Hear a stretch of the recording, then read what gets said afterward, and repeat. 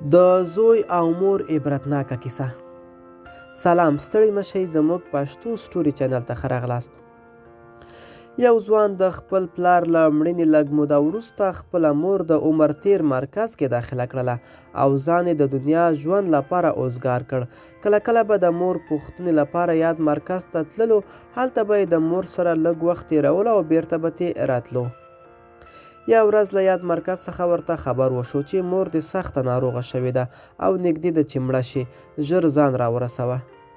ځوان په بیړه لاړ او خپلې مور ته یې ځان ورسولو. له مور څخه یې په غمجن انداز وپوښتل: مورې، د ژوند وروستۍ شېبې دې دي، که دې هر څه په زړه کې ارمان وي او یا دې هم څه په کار وي نو ماته ووایه. مور یې ورته وویل: زویه، دې مرکز ته یو څو بادپکې واخله، ځکه دلته زیاته ګرمي ده او د دې ځای اوسېدونکي ډېر په ستونزو کې وي.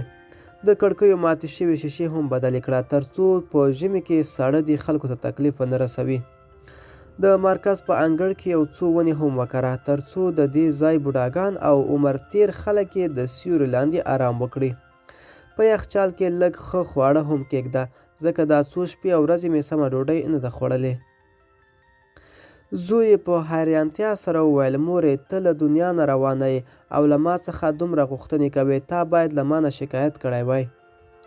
مور یې ورته وویل: زویه، زه د ګرمۍ، یخنۍ، لږې او تندې سره عادت یم، خو زه له دې نه ډارېږم چې که ستا اولاد تا د بوډاوالي په عمر کې دلته راوړي نو بیا به تا ته ډېر تکلیف وي، ځکه ته ما ډېر په نازولې، روزلی او پاللی یې. ملګرو، خدای دې وکړي چې له قصې مې یو څه مطلب اخیستی وي.